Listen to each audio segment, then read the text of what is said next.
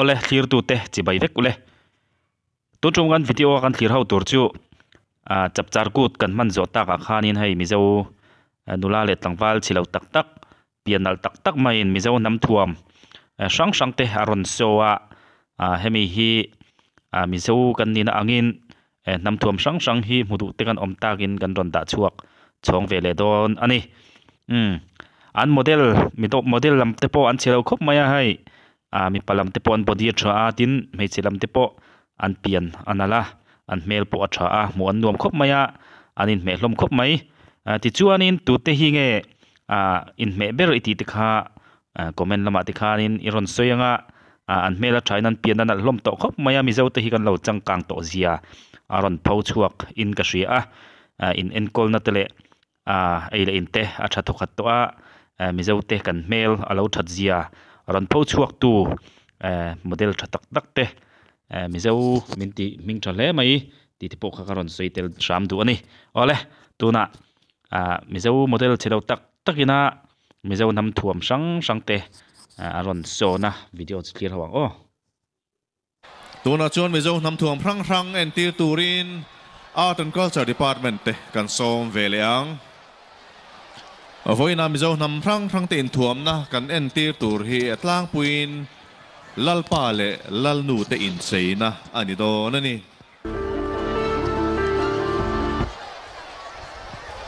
aron langa ama sabera mi hi chu ka shatiang khom ma siap suap antia anin me khop mai hen mel po tha ama sabera ron da boka an mel thadu khop mai an pian te na la soi tong khanin heng model chelo tak takina an ron ha ki chuanin mizo nam thuam hi anal le zol bik ani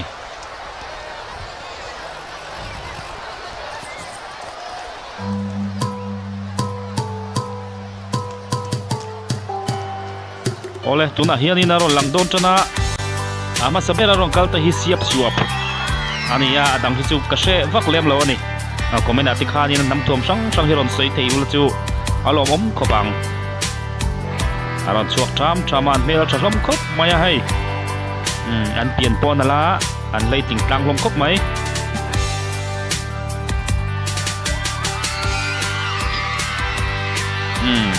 anung berami hi kaya in me dun ka ti khop maya karon soi tlang popanga anung berakal te hi anin me dun khop mai medang po an pian an alhoman body tha ami pate me chelam pon leiting tha an bun te po anal viau ina sia tani mizote kan lo duai lo hle mai mizo kan ni kan mela tha kan tumasang ti kha aron pho chuak chiang kher mai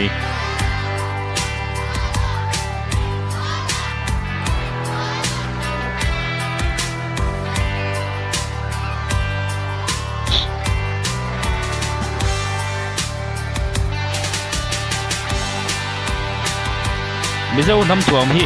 ti san san hi lo tam khop maya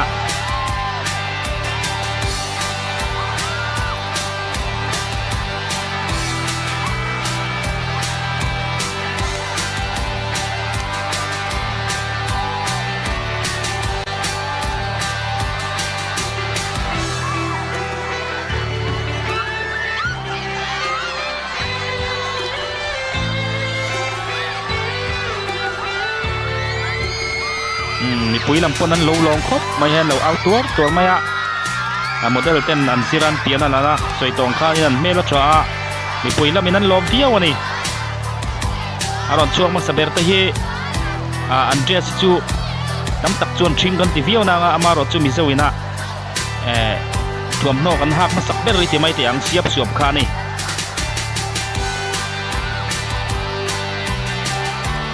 an model te hian chelo viau maya hei tom no pa ngai tha takin hanin bel te chuanin mel tha viau turan ni hian nal box si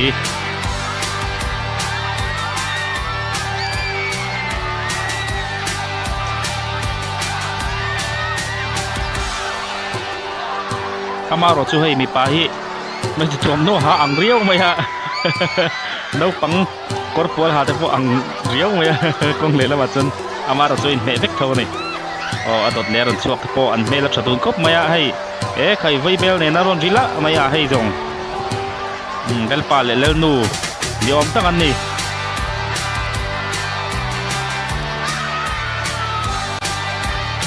mi dâu thuầm no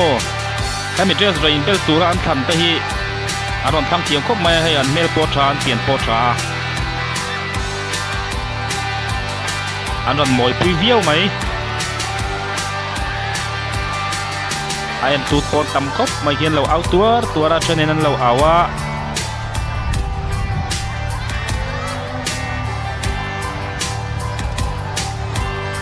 mi pa lua đã kha kul chang loi và kul chang anh này adot lẹ rằng kalpo khai hay phải cho mi pa phải cho body cho khóc mày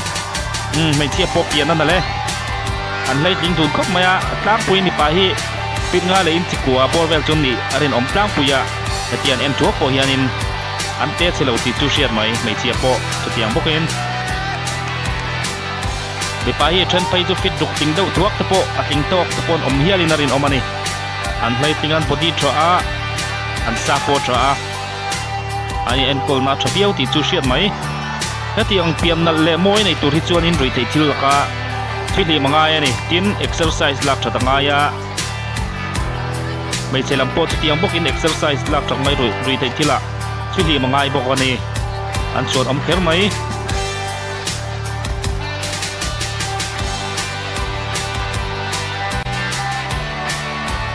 adot le rang kal te po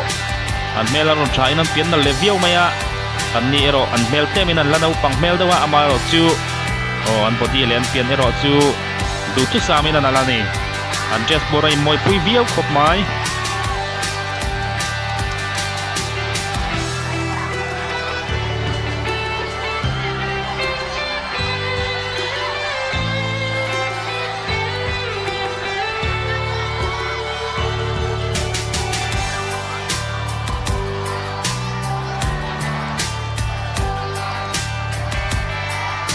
mi dâu năm thuồng sang aron entira mi dâu năm thuồng là silo tan chuanin beng par thak viau turani amaro chu keipon ka sewak dik lu tuk lawa an soi wak mai na po ka sadik lem lawani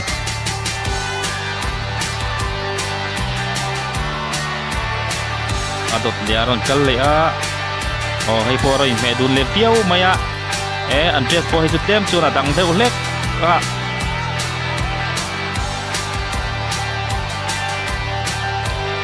mày chelu mi tirvu hi saku mul eti mai tiang saku ring kha ania ami pa eroi chu enge alu aran khir kim hi ka sachi lawa mai che hi chu saku ran sa hai saku mul ang chi khamo ka te chi kha ni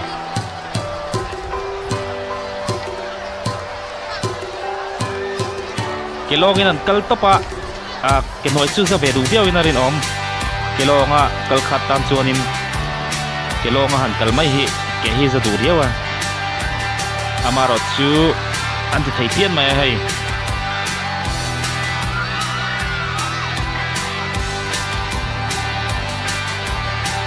adot lea rong kal lea an tre se chu mi zau nam tu ma chuanin alar pol nin ka sia hai chu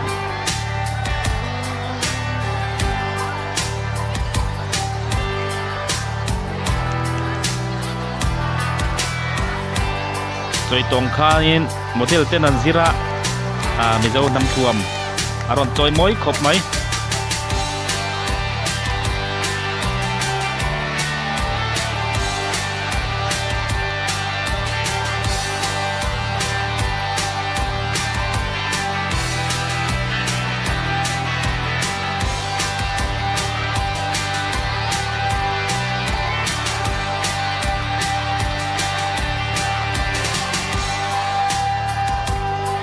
hay po ami pai na luwa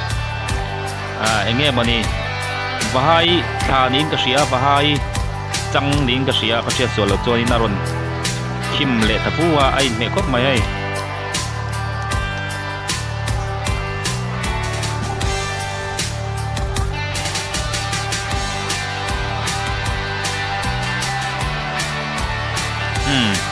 hay po aron lang velia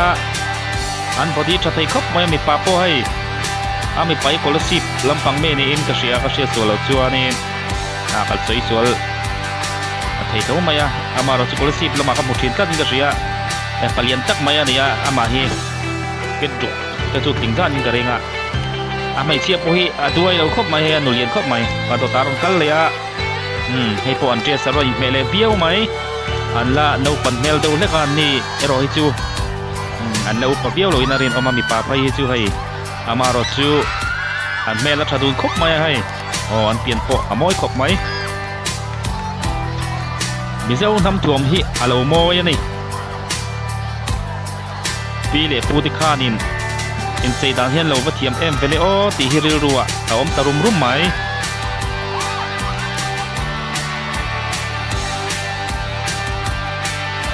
hei po hi an me khop mai hai an tuna aro in tuam na tak hi chu ka hoi khat mu na ning ka sia an moi khop mai hai mizo nam to mi soi tong khanin chi son hi lo tam khop mai a ani po hai mi pai na luwa va hai chang ni om tak aro kim le ta bu mai a aro moi pui le fiau mai ma lai pi le pu te hun lai hian thi le eng mani hian lo war khop ani don hi atop bera anin me dun khop mai hai an ni pani hi an dress po moya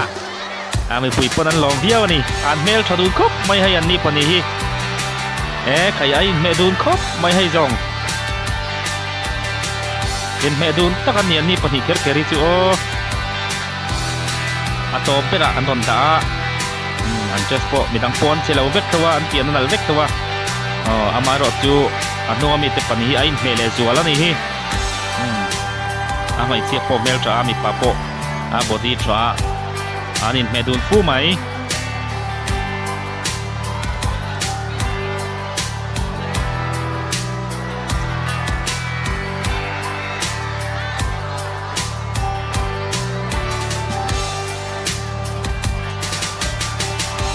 soi tong khanin heng nam tuam ron in bel tur hianin mizo model pian nal pangai tak mai anon mang ti chu chiang reng mai a hay ami pa te pon lian tra mai sia te pot tiang bong in an pian an ala an lei tin tra mizo mi pa zinga chelo zol pui le mizo mai se zinga a pian nal zol pui top ang chi ho kha ron thang chuak ani mela khai nam tuam maron choi moi na ron phau chuak mal kher mai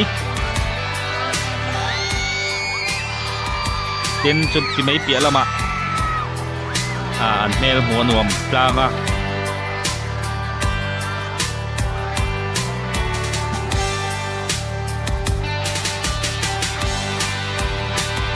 ama ero chu mi puyan tam sia azam om be du dio chu na rin omani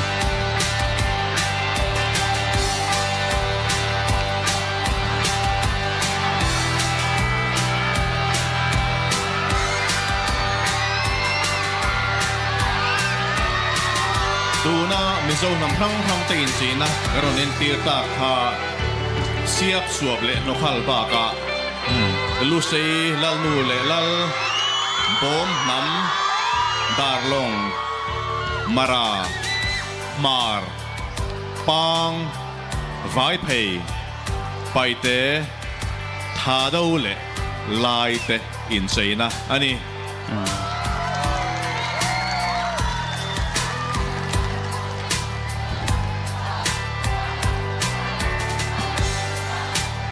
mizo na thak sang tin chei dan ani aron empty rani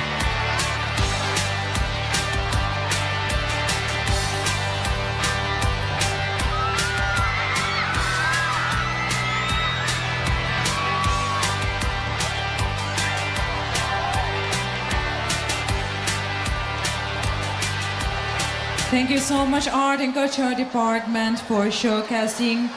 the Mizo traditional attire. Ole khati zong kha tuntum gan video ta na chapchar kut pola Mizo traditional dress sang kan thlir ho thei chu ni tamai sela kha kan en ang khanin kan huang khanin an moi pui khop maya Mizo model te meichia le mi pa te an pian na la an ron moi pui khop maya aron pho chuak ne khop maya kha an ma nin an zir boka pian ten zir boka an dress po a in me khop maya mizo nam thuam sang hi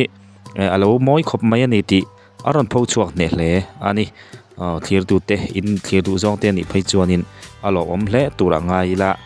mizo nam thuam sang la shelo te po kan taminarin oma ke ngei po hianin hriatam bumal po ka nei lem lowa thenazar te chu hriat te chu om ve bok takna maro chu hetiang hianin mizo thuam no hi alo tamani mo ti kha video kan en tangin kan hre chuak thar le bok ani chuanin akhoi ber hinge in main tia akhoi ber hinge tu te hinge pianala mel tha in me zol big in ti kha comment lama te in lo soi ve don ya thi tu zong te in zawain mang tha le vek phot me ule